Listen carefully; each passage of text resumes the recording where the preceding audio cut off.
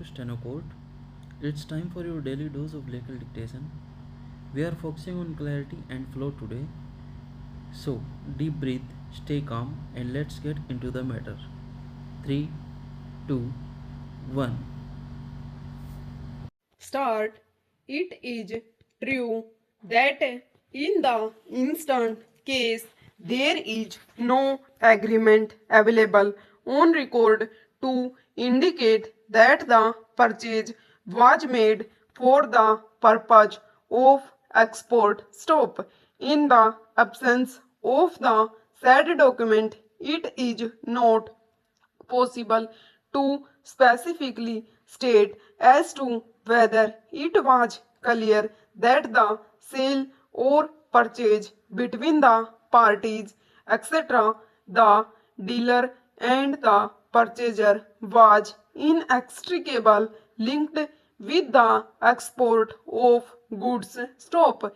It is only when a claim is established the claim under section 5 within bracket 3 of the CST Act would be justified. Stop.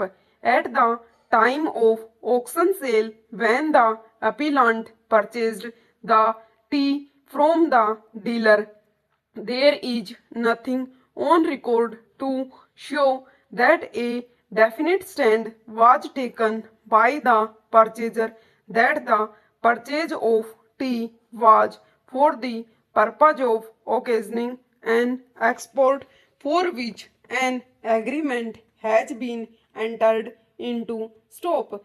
Since no such claim was made at that stage, sales tax was released, which was paid to the government by the dealer. Stop stanza. However, there is clear finding recorded by the assessing authority that the export documents were verified by him with the accounts from which it is indicated that the entire exports were effected pursuant to the prior contract or prior orders of the foreign buyers and that the export sales are supported by bills of lading, export invoices, and such other valid documents. Stop. In the light of the said findings, the assessing authority allowed the exemption, clearly holding that the claim for exemption was genuine. Stop. The next two authorities, namely the appellate authority and the tribunal, agree with the said findings and there does not appear to be any serious challenge to the said findings before the said two authorities. Stop stanza.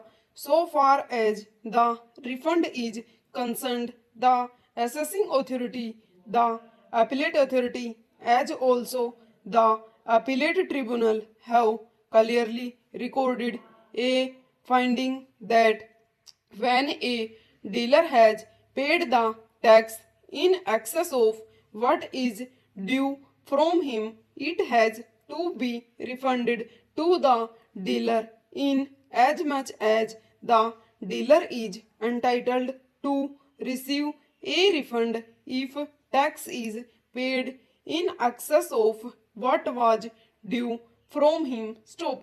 Referring to the provisions of section 44 of the KGST Act, the Deputy Commissioner within bracket appeals, that is appellate authority, also held that it is the seller or the dealer on whom the burden lies to prove that the sale is for fulfilling an order of the foreign buyer, since section 5 within bracket 3 refers only to the foreign buyer. Stop.